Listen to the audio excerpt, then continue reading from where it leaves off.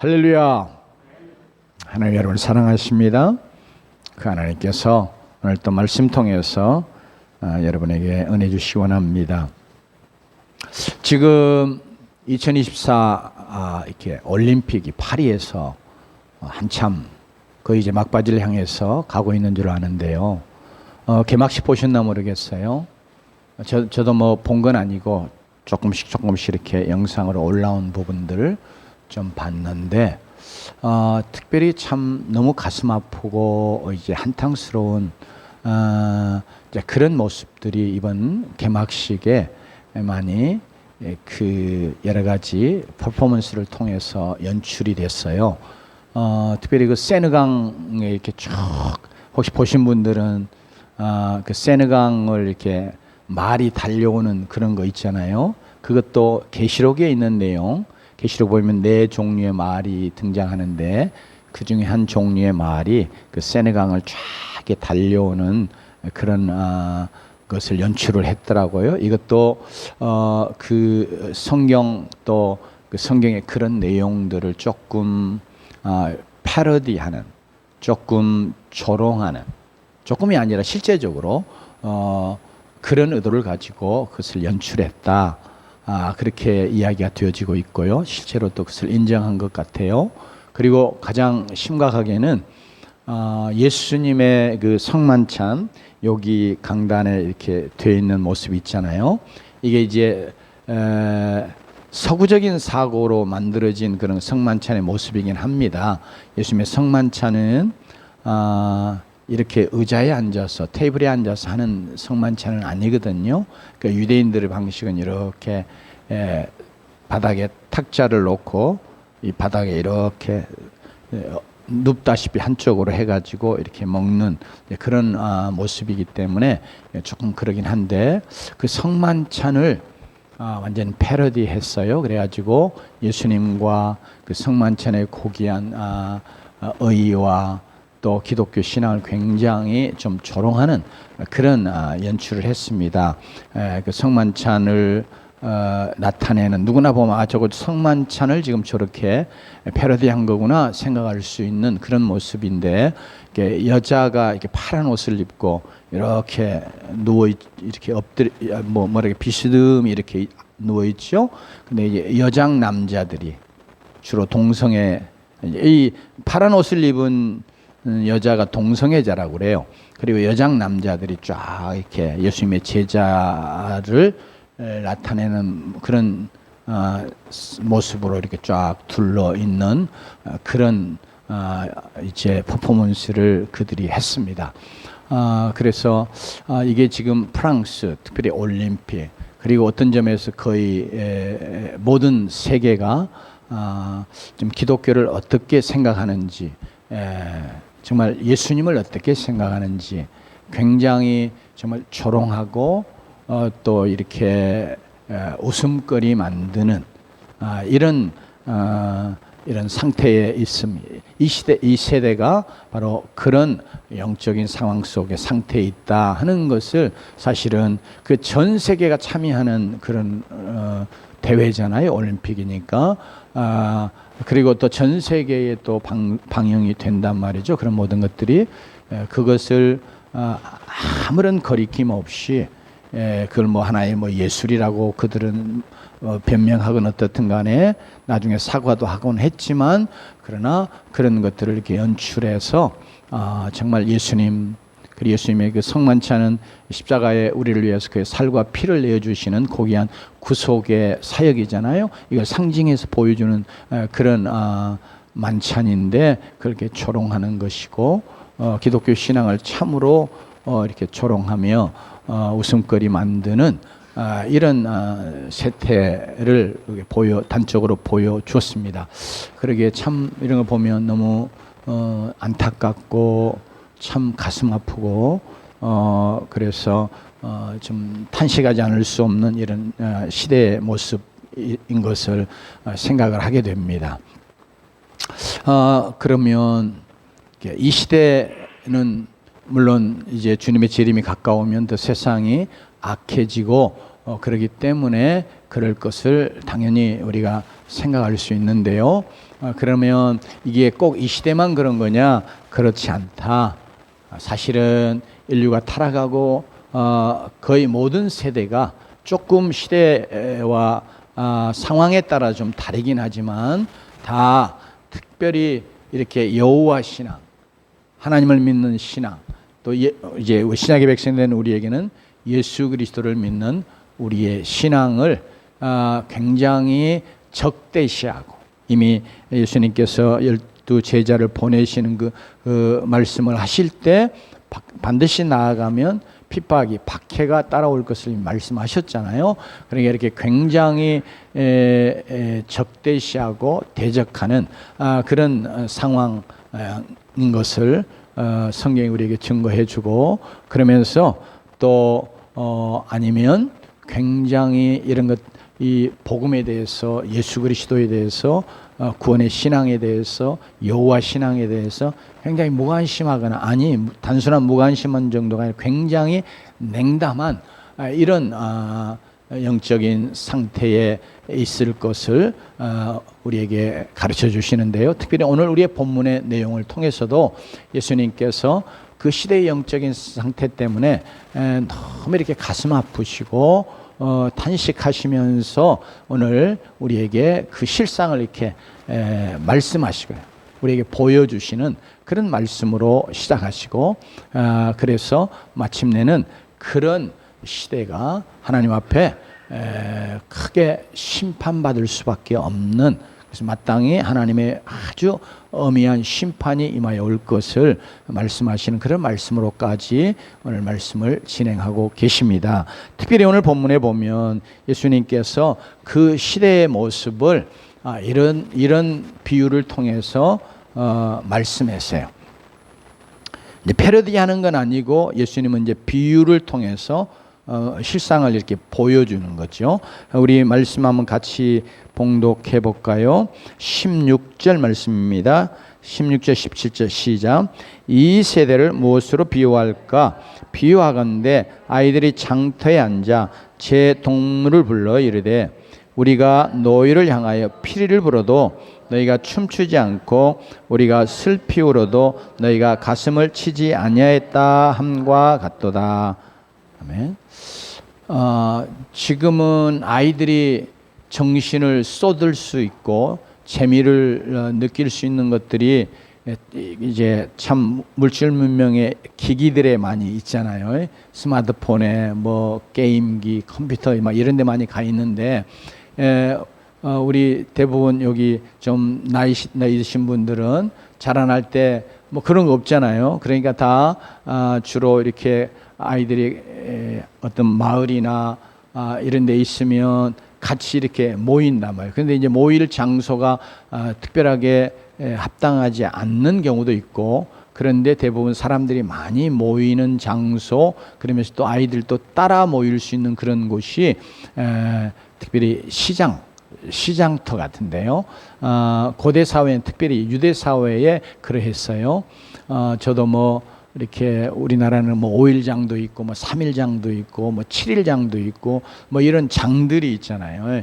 그런데 그 장들이 서는 장소가 거의 대부분 정해져 있다면 그게 조금 좀 공터 좀 넓은 공간이 있는 이런 장소, 그런 장소에 보면 당연히 어른들이 시장에 모이니까 아이들도 다 같이 따라왔다가 또 아이들끼리 또 이렇게 모이는 이런 상황이 되지요.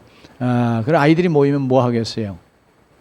뭐 옛날에 여자들은 뭐 줄넘기도 하고 핀치기도 하고, 남자들의 경우는 우리 한국적인 상황 이야기입니다.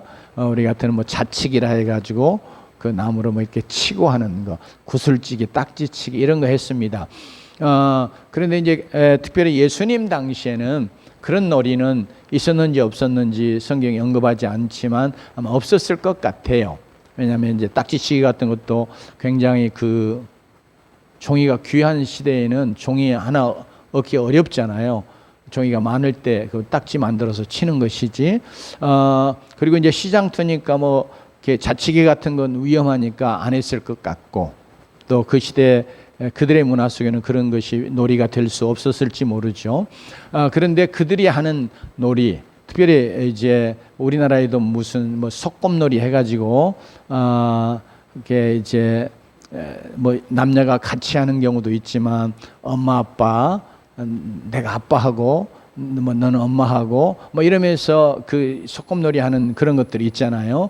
그게 세계 공통적으로 아마 그런 건 대부분 있었을 것 같아요. 그런데 특별히 유대 사회에는 오늘 우리의 본문을 통해서 예수님이 말씀하시는데 이게 그 당시에 아이들이 하는 어떤 놀이 같은 것이에요. 이게 그들의 삶이 일종의 문화죠.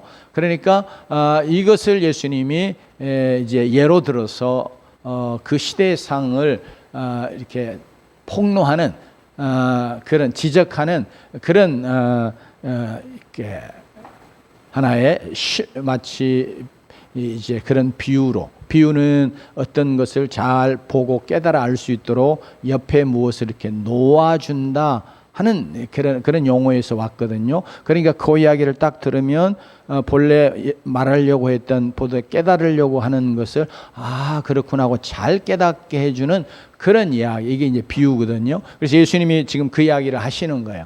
특별히 여기 보니까 아이들이 장터에 모였어요. 아이들이 모이니까 아이들이 뭐 가만히 앉아 있지 않잖아요. 그래서 같이 이제 놀이를 하는 거예요. 그런데 첫 번째 이제 놀이가 뭐냐면 이제 17절에 말하는 것처럼 피리를 내가 불 테니까 너희들은 이렇게 뭐예요? 춤춰. 근데 이게 이제 결혼식 놀이입니다. 사실은 피리하고 춤은 이게 이제 유대 사회에서 이게 이제 결혼식을 나타내는 이제 그런 배경이 되는 그런 이제 이렇게 용어들을 지금 사용하셨어요. 그러니까 우리도 이제 결혼식 가면 음악이 흘러나오고 좋잖아요, 그죠? 이제 시골에서 결혼식 하면 뭐 가면 다 이렇게 마당에 텐트 쳐놓고 거기 가면 이제 뭐 안 믿는 사람들은 뭐라고 그러는 게 뭐 뽕짝이라고 그러나요? 뭐 음악도 틀어놓고 이제 막 술 마시고 또 춤추고 그런 어른들은 그랬단 말이에요. 근데 이제 그런 모습을 보면서 아이들이 그 이제 놀이를 하는 거예요. 어른들이 하는 것을 이렇게 소꿉놀이도 대부분 다 어른들의 그 삶의 모습을 이제 아이들이 한번 이렇게 놀이로 하는 거잖아요. 실제로는 그렇게 할 수 없으니까. 그러니까 그 놀이를 하는 거야. 그래서 이제 피리를 막 붑니다. 아주 신난 곡으로 피리를 막 불었겠죠. 그런데 듣는 자들이 팔짱 끼고 딱 들어, 니나 해. 아마 이런 태도를 갖고 피리에 대해서 아무 반응하지 않는 거예요. 굉장히 냉담한 태도를 보이는 거예요. 왜냐하면 아이들이 같이 모였으니까 같이 놀이하는데 갑자기 피리를 불면 당연히 어떻게 해요? 막 춤을 추고 실제로 이제 어른들이 하는 것처럼 춤을 추고 기뻐하고 즐거워하고 막 서로가 어쩌면 팔짱도 끼고 막 뺑뺑 돌기도 하고 막 그래야 될 텐데 전혀 그렇지 않는 거예요. 이것은 이제 아이들의 심령서, 아이들로 이제 비유된 그런 지금 예수님 앞에 예수님의 이야기를 듣는 사람들의 심령이 굉장히 그렇게 냉담해서 지금 정말로 피리가 부니까 즐거운 상황, 결혼식이니까 정말 기뻐하고 정말 즐거워하고 또 기쁜 마음으로 막 축하해주고 막 이래야 되는 상황인데 전혀 그렇지 않고 아주 냉담은 네가 결혼해서 네는 좋은가 봐. 근데 우리는 아닌데 이제 마치 이런 마음 가지고 굉장히 좀 삐뚤어진 심보 같은 것을 가지고 전혀 반응하지 않는 거예요. 아주 냉담한 태도를 보여주는 그런 상황을 예수님이 말씀합니다. 너희를 향하여 피를 불어도 너희가 춤추지 않는다. 왜 어떻게 그럴 수 있느냐? 사실은 이제 그런 이제 무언에 이제 책망하는 그런 내용이 여기 담겨 있어요. 그러면서 우리가 슬피 울어도 너희가 가슴을 치지 아니하였다. 이게 이제 아이들의 놀이인데 이게 이제 장례식 놀이입니다. 뭐 우리 사회에는 전문적으로 돈 받고 곡하는 사람은 없지요, 그죠? 그냥 장례식에 사랑하는 가족, 부모, 형제가 이게 세상을 떠나면 그냥 너무 자연적으로 우리는 이제 정도 많고 그러니까 우리는 그냥 너무 마음이 아프고 그러니까 막 울잖아요. 상주들이 주로. 그리고 특별히 자식을 잃은 부모가 있으면 정말 가슴을 막 얼마나 애통하면서 웁니까? 이제 지금 그런 상황이에요. 이제 장례식이에요. 정말 사랑하는 자가 죽었습니다. 그러니까 하나가 지금 아이가 내가 그러니까 장례식에는 이 유대 사회에는 전문적으로 곡하는 사람이 있어요. 이제 돈 받고 한다고 그러죠. 이제 돈 받고 불러오는 거예요, 사람을. 그래서 이제 그가 와서 막 이제 곡을 해요. 그러면 이제 가족들이나 또 여기 장례식에 온 자들이 같이 우는 거예요. 아이고, 뭐 애고하든지 그러면서 이제 가슴을 치면서 이제 죽음에 대해서 애도하는 거죠. 슬퍼하는 거예요. 가슴 아파하는 겁니다. 이것을 다 이렇게 같이 장례식에 오면 그렇게 한단 말이에요. 그런데 정말 이게 한 사람이 진짜 사랑하는 자가 죽어서 지금 막 슬피 우는데도 같이 울어줘야 될 사람이 가슴을 치면서 뭐 하여튼 뭐 겉으로 가식적으로 울든 어떠든 간에 장례식에 오면 당연히 같이 울어주게 돼 있거든요. 그래야 되는데 전혀 반응하지 않는 거예요. 심지어 그래 어쩌다가 죽었는지 모르지만 잘 됐다. 속된 아주 악한 말로 잘 죽었어, 잘 되졌지. 마침 이런 심사가 이렇게 가슴에 딱 있어가지고 정말 슬퍼하면서 애통하는 그런 장례식장에 와서도 전혀 가슴을 치고 울어주지 않는 거예요.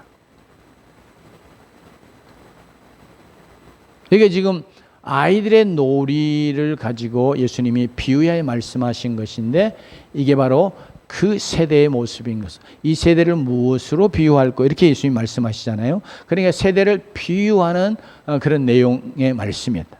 그런데 그 세대의 이 아이들의 놀이의 이야기를 가지고 예수님이 비유하셨는데 그건 지금 어떤 내용을 말씀 구체적으로 하시고자 하는 내용이었냐면 18절 19절의 내용을 주님이 말씀하시려고 한 거예요. 지금 이 내용 때문에 주님이 이 비유를 하시는 거예요. 이것이 바로 그 세대의 모습이기 때문에 이렇게 말씀하신 것. 같이 한번 읽어볼까요? 시작. 요한이 와서 먹지도 않고 마시지도 아니하며 그들이 말하기를 귀신이 들렸다 하더니 인자는 와서 먹고 마시며 말하기를 보라 먹기를 탐하고 포도주를 즐기는 사람이요 세리와 죄인의 친구로다 하니 지혜는 그 행한 일로 인하여 옳다함을 얻느니라.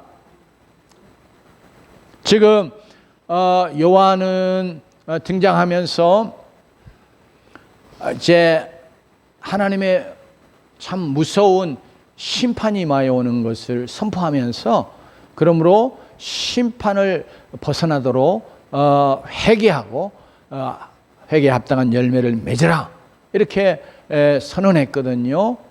그러면서 회개하지 않는 그러면서도 이제 구경 삼아 사실은 세례요한을 찾아온 그런 자들 나는 회개할 것이 없는 그런 자야 이런 영적인 교만함 가지고 세례요한에게 나왔던 물론 주로 바리새인들 종교 지도자들이었지만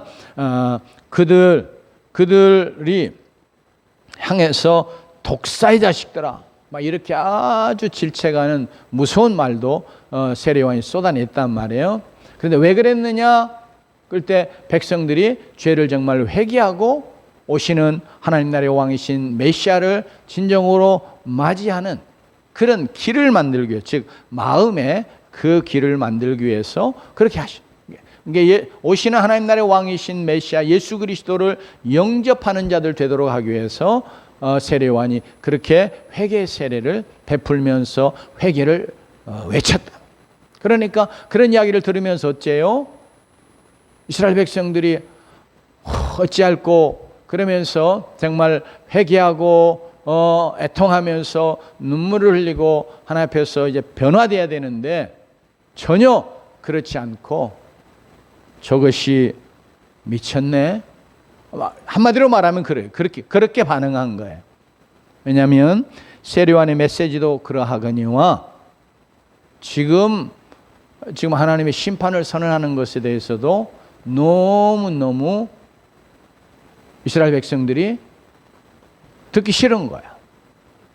그러면서 그가 이제 와서 먹지도 마시지도 아니하고 그러면 이건 금식하면서 그가 사역한 것을 말하는 게 아니고 먹고 마시는 것은 일상적인 삶을 말하는 겁니다. 그러니까 일상적으로 우리가 먹는 음식들을 먹고 마시고 하는 거 세례요한이 그렇게 안 했어요. 아주 금욕적인 생활을 하면서 뭐예요? 메뚜기와 석청 먹었단 말이에요. 그 당시에 그렇게 먹는 사람 없단 말이에요. 근데 왜 그랬느냐? 이 백성들이 하나님 앞에서 정말 너무 육신의 삶에 취해 있고 먹고 마시는 것이 전부가 되어 있고 그러면서 하나님 앞에 범죄하여 이들이 하나님의 심판에 들어갈 그런 죄악 가운데 있으면서도 깨닫지 못하는 것을 인해서 세례요한이 가슴 아파하고 어찌하든지 이 백성들이 돌이키는 자가 되기를 원해서 세례요한이 이런 모습으로 또 이렇게 그러니까 먹지도 아니하고 또 뭐 입었어요? 옷도 약대 털옷을 입었단 말이에요. 그냥 옷이 아닌 약대 가지고 하나 그냥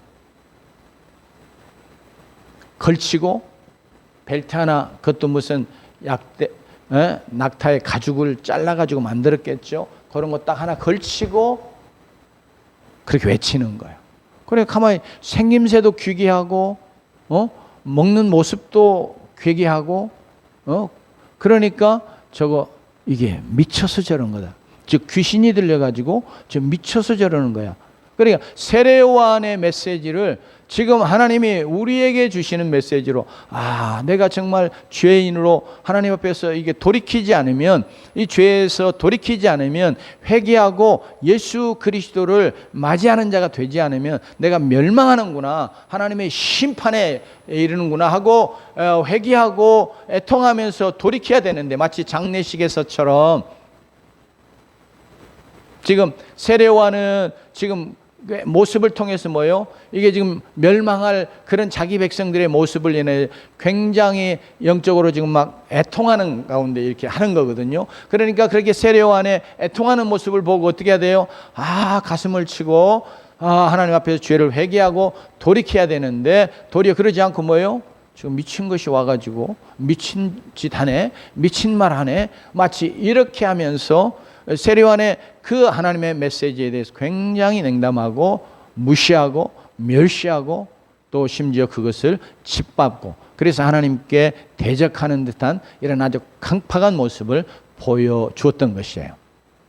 그래서 예수님이 그 말씀 지금 18절에 하고 계시고 그러면서 그 다음에 이제 세례요한이 증거하고 외쳤던 바로 하나님 나라의 왕이신 예수 그리스도가 오셨습니다. 오셔가지고 그가 하신 일이 모습이 뭐예요?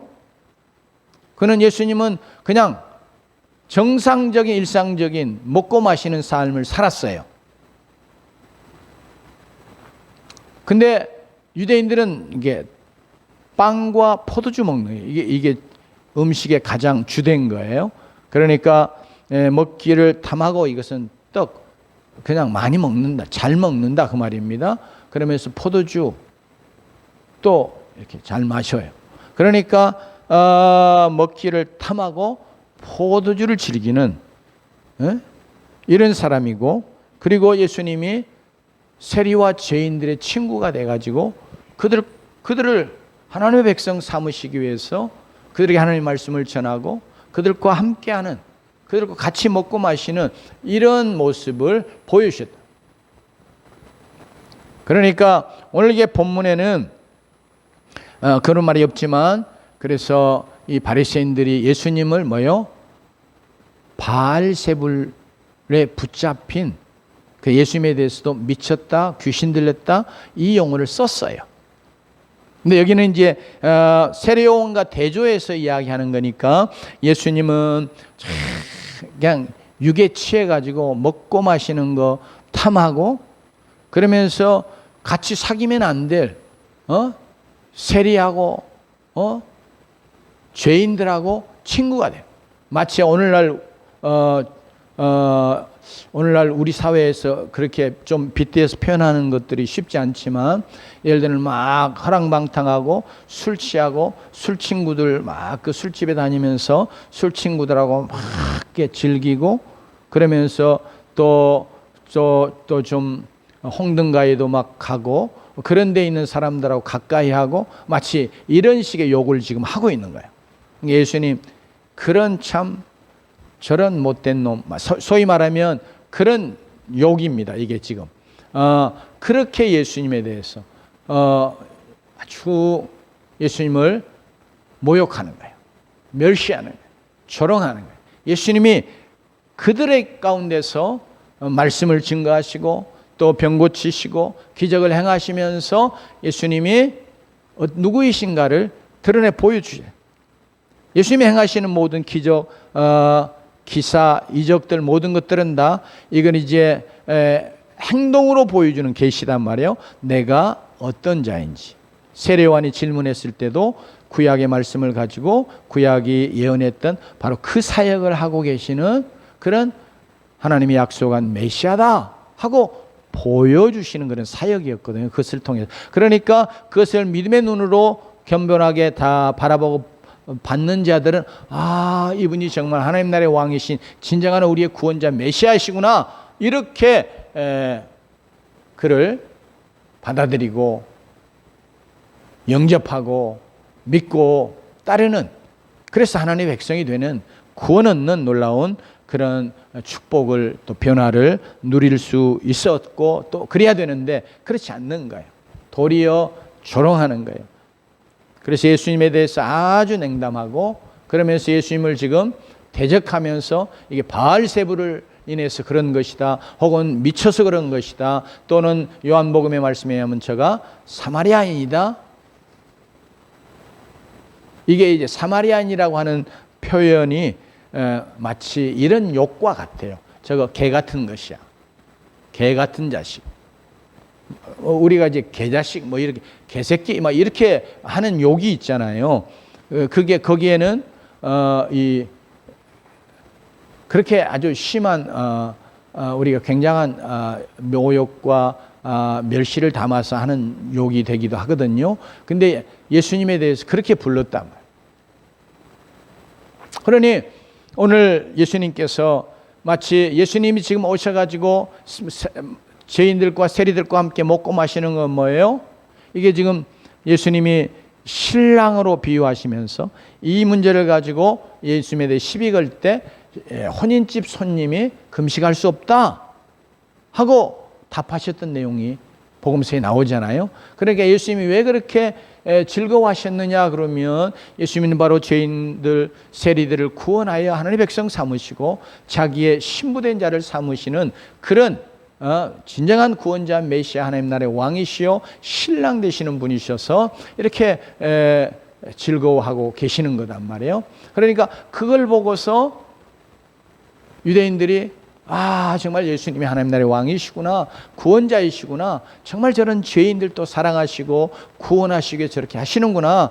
그래서 나 같은 죄인도 예수님을 내가 믿어서 정말 구원받아야 되겠다. 하나님 백성이 돼야 되겠다. 그러면서 그리고 또 내가 정말 이 하나님 나라의 이 복됨을 이 하나님 나라의 즐거움을 기쁨을 희락을 나도 누리는 자가 돼야 되겠다. 그러면 그렇게 반응하는 자가 돼야 되는데 도리어 예수님을 이제는 세례요한과 정반대로 세례요한은 이제 미쳐가지고 저런 금욕적인 삶을 살고 옷도 아닌 그런 낙타 털 같은 걸 걸치고 이렇게 메뚜기 석청이나 먹고 이제 이러면서 하나님의 심판에 대해서 선언하니까 그를 미친 자라고 그렇게 욕했는데 이제는 예수님에 대해서 이게 완전히 술꾼 아주 먹기를 탐하는, 뭐 영어는 이제 글러튼이라고 하는 용어를 써가지고 막 개gel스럽게 뭘 막 먹는 이런 욕심, 먹는 것에 욕심, 뭐 탐심이 있는요. 뭐 폭식증 막 그런 병도 있잖아요. 마치 그런 존재처럼 이렇게 예수님을 굉장히 멸시하는. 그러니 예수님의 말씀, 예수님의 사역, 예수님의 행하시는 이 구원의 일들, 이런 건 전혀 아주 냉담하고 도리어 그런 것을 거스리고 대적하는 이런 상황에 있게 됐어요. 그래서 예수님께서 마지막에는 지혜는 그 행한 일로 인하여 옳다함을 얻느니라.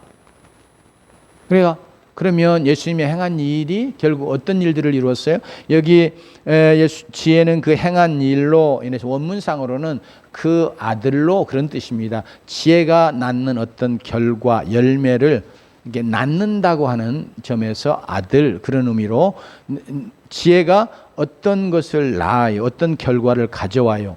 그것이 곧 이게 옳다 하는 것을 나타내 주는 가장 구체적인 증거가 되지 않겠어요?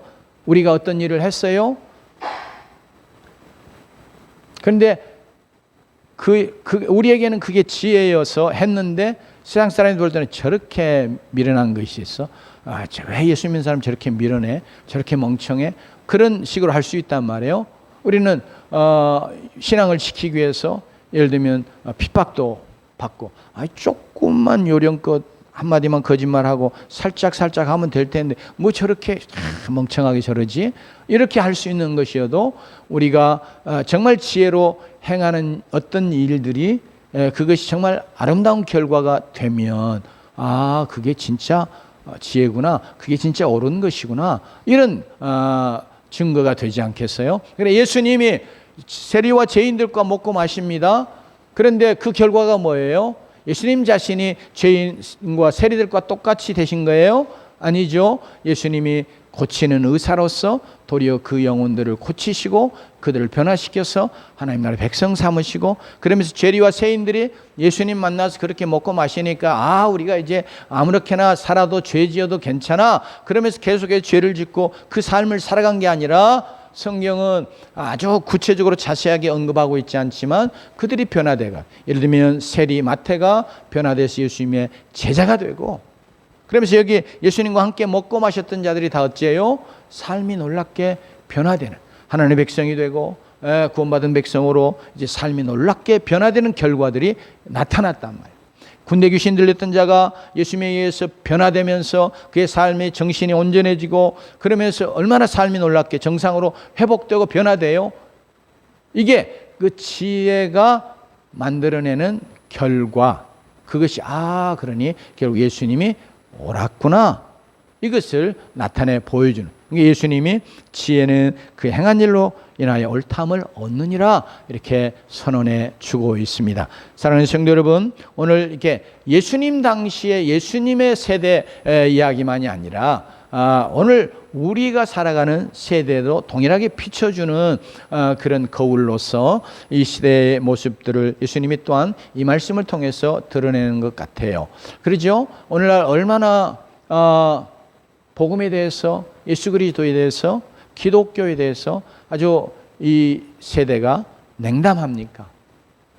전도, 요새 이제 전도를 좀 덥지만 하고 있는데 전도지를 나눠주고 예수 믿고 또 뭐 행복하세요, 예수 믿고 또 구원받아 천국 가세요, 뭐 여러 가지 간단한 멘트를 하면서 이제 전도지를 나눠주는데, 고개를 막 샥 이렇게 돌리면서 나는 그런 거 필요 없어요, 이런 사람들이 자주 눈에 띄거든요. 전도지 나눠주면 이게 뭐 가짜는 것이 와가지고 뭐 하는 것처럼 나는 그런 거 받을 사람이 아니야, 마치 이런 좀 도도한 자세를 갖고 고개 샥 돌리면서 안색도 막 새카매져요. 사실은 그 순간적으로 이게 마음속에 어떤 악한 독한 마음이 생기니까 그런 것 같아요. 얼굴도 막 새카매지면 싹, 별로 없어요. 막 이렇게 지나가는 모습들을 보거든요. 그게 이제 한 단면이지만 이 시대가 정말 복음에 대해서, 예수 그리스도에 대해서, 기독교에 대해서 얼마나 냉담한지 하는 것을 보여주고 있는데요. 그러나 이 비단 이 밖의 사람들만이 아니라 오늘 우리의 모습도 사실은 이 모습을 통해서 우리가 비춰보고 발견하는, 그래서 우리 안에 있는 이런 모습들은 우리가 하나님 앞에서 돌이키는 그런 자들이 되기를 원합니다. 여기 보면 여러분, 결혼식에 피리를 불면 춤을 추고 기뻐하고 즐거워하고 진짜 진심으로 축하해주고 그러면서 그 결혼식을 즐겨야 되잖아요. 그죠? 근데 이게 사돈이 땅을 사면 배가 아픈다. 저 결혼한 그게 별로 아주 배가 아파. 기분이 나빠. 그래서 아주 춤을 추지 않고 결혼식에 왔는데 딱 팔짱 끼고 이런 식으로 대하는 태도. 또 제 장례식에 왔는데 정말 애통하면서 슬피 우는 그런 상주 그런 가족들을 보면 같이 진짜 가슴이 아리듯이 그런 마음으로 사랑하는 이를 여인 것 때문에 얼마나 마음이 아픈가 이제 이러면서 같이 슬퍼해 줄 수 있는 그런 자가 돼야 되는데, 우리가 영적으로 사실 우리도 이렇게 정말 영적인 것에 대해서 아주 냉담하고 때로는 그런 것들을 강력하게 억누르고 무시하고 이런 자세가 우리에게도 있을 수 있어요. 아니 사실 있어요. 그래서 예를 들면 오늘날 세대 가장 사람들이 듣기 싫어하는 것이 당신 죄인이다. 죄 이런 거 제일 싫어해요. 그러면 교회 밖에 있는 사람들만 그러냐 그러면 교회 안에서도 마찬가지예요. 죄에 대해서 이야기하면 목사님 너무 딱딱하고 율법적이고 사람을 그렇게 정죄하는 그런 설교만 한다. 그런 설교만 하면 또 안 되겠지만, 왜냐하면 정말 은혜의 복음의 메시지가 성경에 있으니까. 그런데 그렇게 반응을 한단 말이에요. 그냥 무조건 은혜, 용서 이런 것만 좋아하는 그런 영적인 태도를 우리가 가질 수 있는데요. 특별히 그래서 어떤 죄에 대해서 하나님이 지적하시고 그것을 개인적으로 내가 말씀을 읽을 때는 아니면 강단에 선포되는 말씀을 통해서 내가 하나님 앞에 이거 잘못된 거야. 이건 하나님 앞에 잘못이구나. 이런 것들을 깨닫게 해 주실 때 우리가 할 일이 뭐예요? 바로 하나님 앞에 회개하는 거예요. 하나님, 내가 잘못했습니다. 하나님, 내가 죄인입니다. 용서해 주십시오. 나 예수 믿어 다 죄 용서 받았는데 그래서 자기의 죄에 대해서 아주 아무렇지 않게 떳떳한 것처럼 이렇게 생각하고 그리고 죄 짓고 살아가는 삶, 그래도 나는 여전히 구원받은 자처럼 이렇게 교만한 생각들을 갖는 그런 자세도 오늘 우리의 본문의 한 모습을 주님께서 말씀하고 계시는 것 같아요. 그래야 우리는 이미 용서받은 죄인입니다. 그러나 예수님께서 말씀하신 것처럼 우리가 살아가면서 이 생을 살아가면서 우리의 발이 더럽혀지고 하는 것처럼 목욕한 자도 발은 씻어야 된다고 말씀하신 것처럼 우리는 이미 다 예수의 피로 말씀으로 깨끗함을 얻은 자이지만, 그러나 우리가 이 생을 살아가면서 뭐예요? 자꾸 먼지가 묻는 거예요. 죄가 더럽혀지는 거예요. 그래서 우리가 해야 될 일은 뭐예요? 발은 자꾸 씻어내야 된다면, 다시 말하면 더럽혀지는 것들은 자꾸 씻어내는 그런 일이 우리에게 필요한 것이다. 그렇기 때문에 우리가 하나님 앞에서 늘 겸비해서 혹시라도 어떤 메시지가 오면서 순간이라도 작은 부분에 있어서도 나의 잘못과 허물들을 하나님이 말씀해 오시는 것 같으면 우리가 할 일이 뭐예요? 즉각적으로 하나님 앞에 내가 이거 잘못했습니다. 이거 하나님 앞에서 죄입니다. 하나님 용서해 주십시오. 이미 예수님이 십자가의 날 위해서 내 죄를 위해서 다 값을 치르며 죽어주셔서 나의 죄를 용서하시고 나를 구원하여 하나님의 백성 삼아주셨는데 내가 여전히 이렇게 죄로 더럽혀집니다. 나를 용서해 주십시오.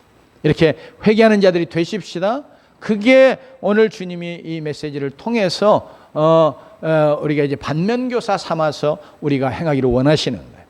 또한 또 하나님 앞에서 결혼식에 예를 드신 것도 정말 우리가 구원받은 다음에 또 하나님의 은혜를 얻은 것 때문에 우리가 영적으로 얼마나 기뻐하고 즐거워할 수 있는지, 또 그러게 해야 되는지, 이것을 주님이 말씀하세요.